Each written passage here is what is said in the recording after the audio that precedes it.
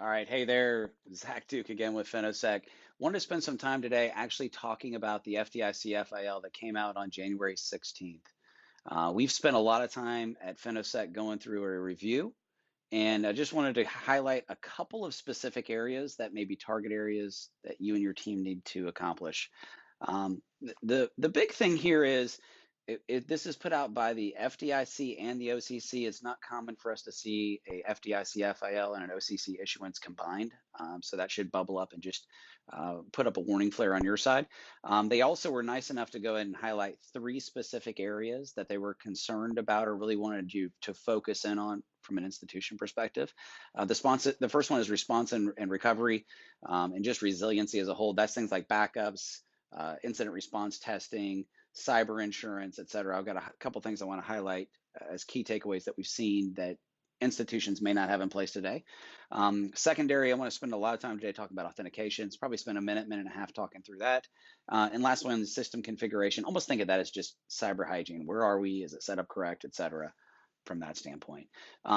So they talk about the background of attacks. A lot of this is just geopolitical, Middle East, Iran, things that they're concerned on, just making sure we have a plan of action.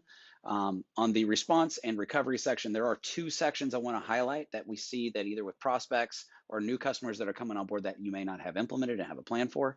The first one is having a contact at federal authorities. That's FBI Secret Service. So when you're compromised, and I hate saying that, it's almost like I want to go take a shower afterwards, candidly, but we have to start running the bank as not if, but when we get compromised.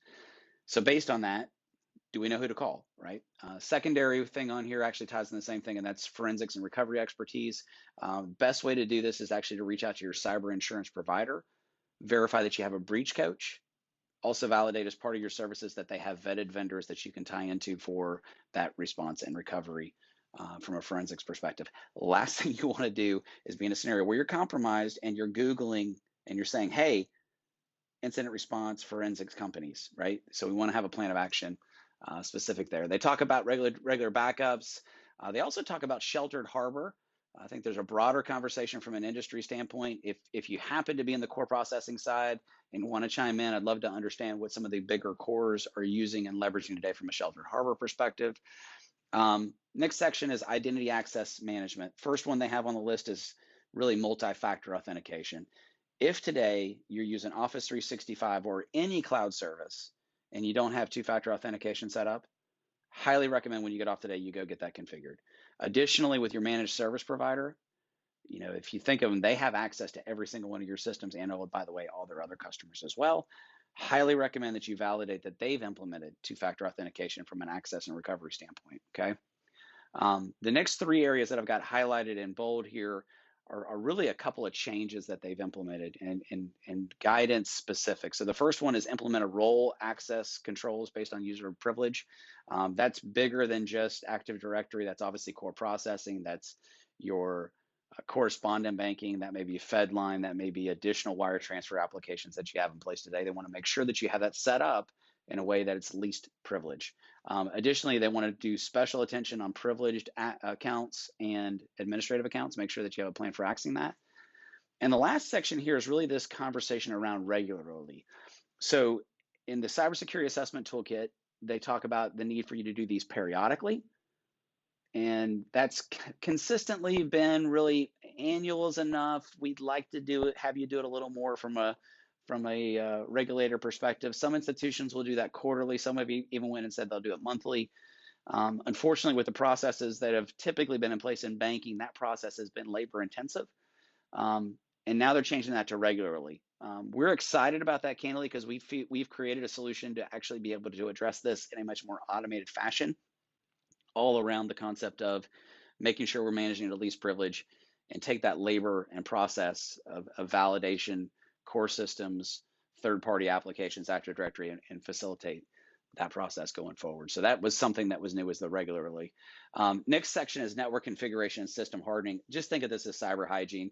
They talk about the need for vulnerability scans. They talk about the need for employee training, really measuring the effectiveness associated with that. They also talk about increasing your security tools and monitoring. They talk about the need for Having a validated penetration testing and vulnerability assessment process. I think it highlights the need of making sure you do vetting on those vendors. And then lastly is data protection. So in your policies, you got a section where you rate the data, right? Typically it's tier 1, tier 2, tier 3, tier 4.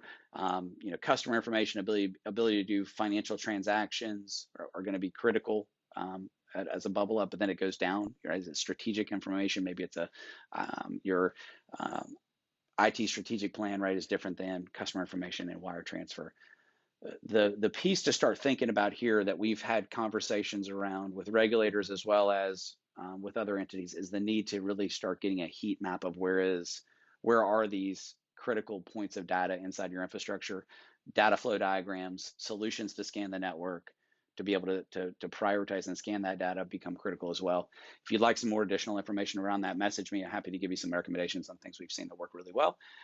Ultimately, it's 5 pages, right? So it's a great summary section. My goal today was really to highlight the things that we saw as changes that you can be thinking about for you and your team. If you have any questions, we're obviously here to help and happy to help going forward. Thanks so much for your time. Hope everybody has a great day.